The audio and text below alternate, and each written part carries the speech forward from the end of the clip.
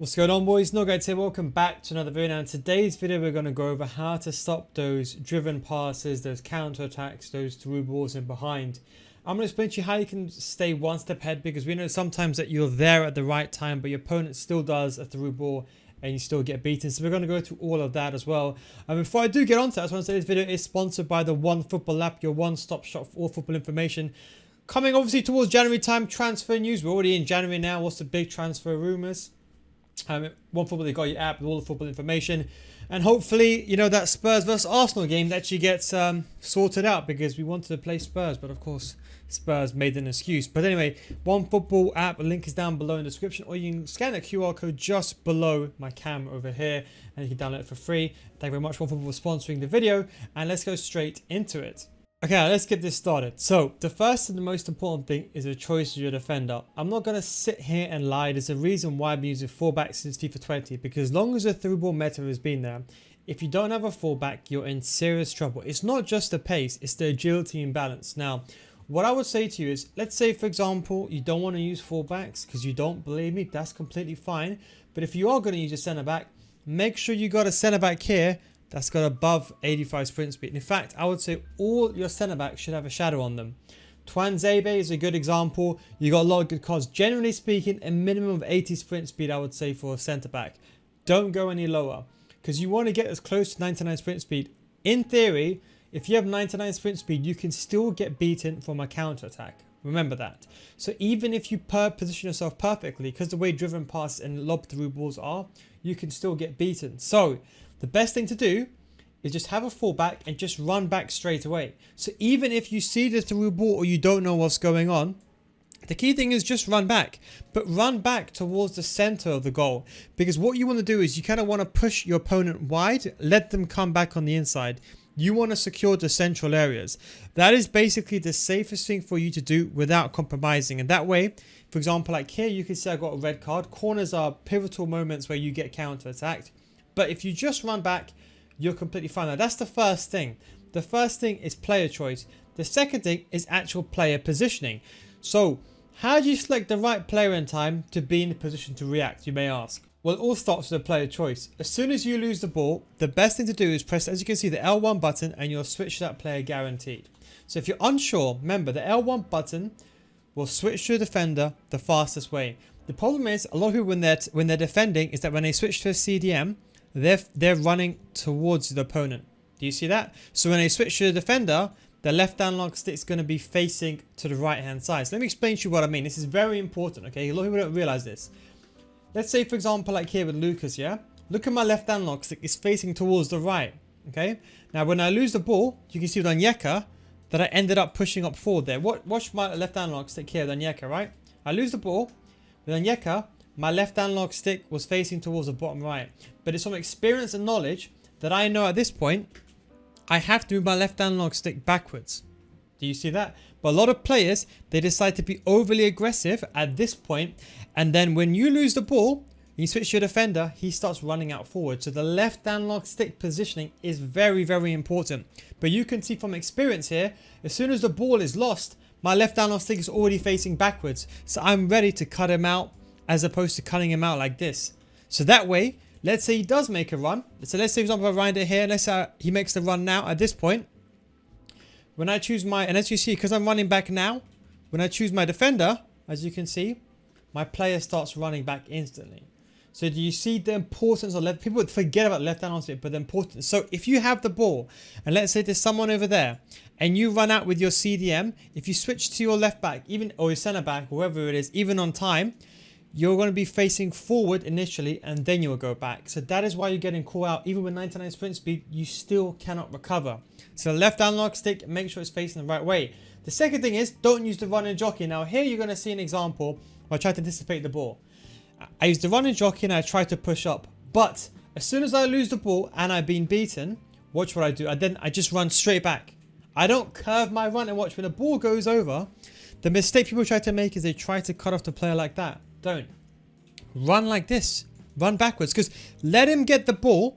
He has to eventually face up to you. You cannot take a risk by trying to go like this, because if he gets the ball and he kicks it forward or he runs past you, that's it. You're left in the clear. So the idea is just run back towards goal. No matter if they go here, here, here, here. It doesn't matter which angle they go. They have to eventually come back to the center.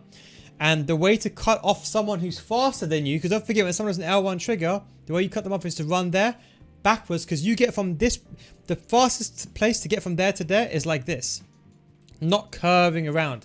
So get in position to recover, and you almost want to slow him down or push him away from goal. And you can see by being over there, I'm ready. So if he makes that L1 triangle pass, which I'm very much waiting for, I am ready. Do you see that? So I close him off here, but I'm ready. Now ignore the circle button. My circle's teammate contain, but ignore it for this example. But you can see I'm ready. And if he does make the switch, I got the L1 button ready.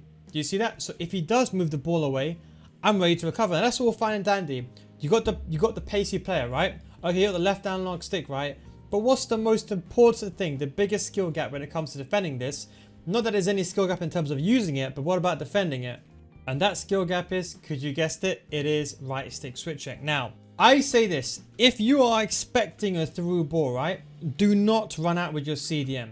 That way you can fix his left analog stick issue. Now, from experience, as soon as I see a player sticking his hand out, that is your key. You see this guy's got his hand out? As soon as you see that, someone has a 1-2 or they do an L1 trigger, that is your cue to start running back. It doesn't matter if there's no danger there. Let him have the ball in midfield. You can always use teammate contain if you want to aid your performance, but just make sure you run back. That's the first thing. So as you can see, as you mentioned, we've got the fast player, the left analog stick. So yes, even though here this is Fred, right? Watch the left analog stick. Left analog stick. As soon as the ball is in the air, watch my left analog stick. As soon as the ball is ready for the through ball, my left analog stick, I've already reacted. You see that? Then, the defender. I press the L1 button and I switch to defender straight away. Now, if the game switches to the wrong person, a quick fix is pressing the L1 button twice. So, let's say for example, I chose this player by mistake. Don't panic by trying to use the right stick switch.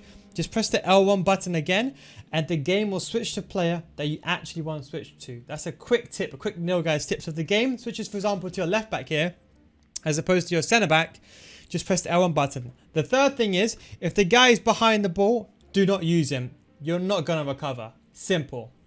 This is why I still say shadow on all the back line.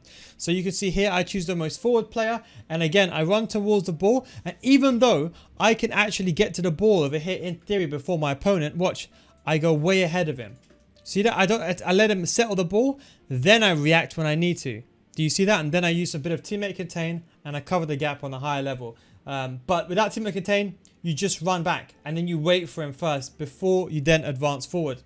Now, finally, I want to say the right stick switching. So you know about the player stuff has to be fast, okay? You know about the left analog stick. The biggest, as people are struggling with the left analog stick because they're running out with their CDM that way, and then they switch to the center back, they're still running that way. You know that.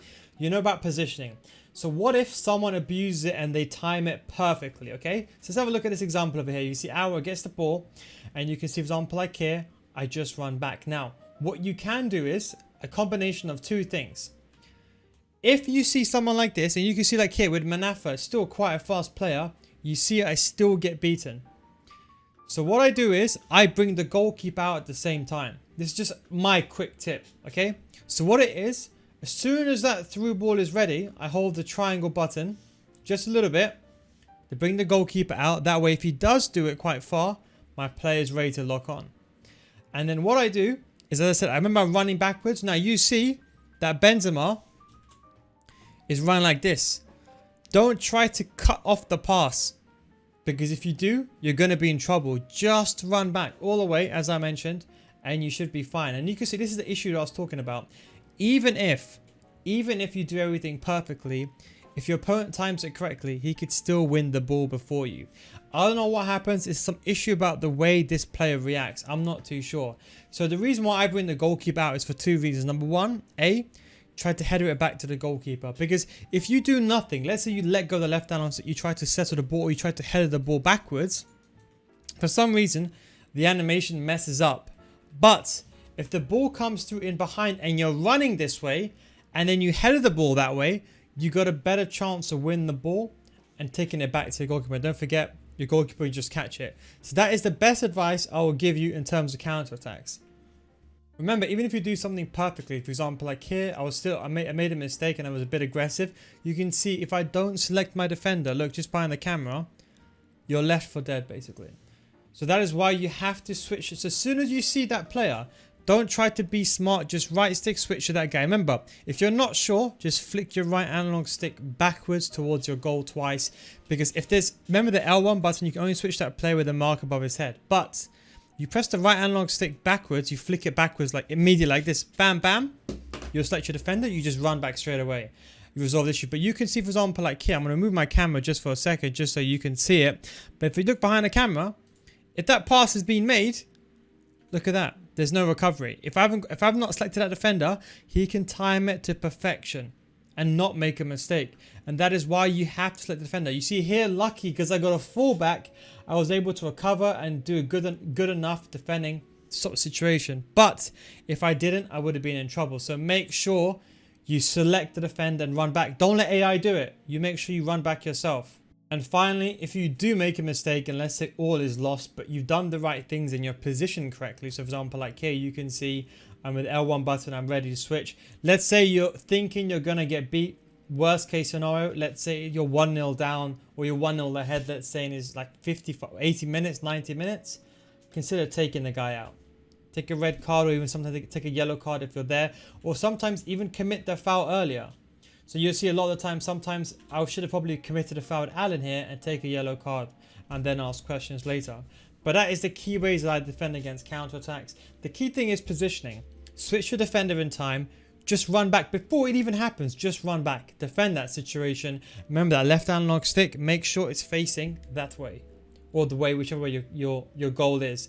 Because you try running out with your CDM and you switch player, a lot of people don't know they have to switch back again. Because it's hard to, for example, face that way, press the L1 button, and then by the time you switch back again, you could get caught in behind.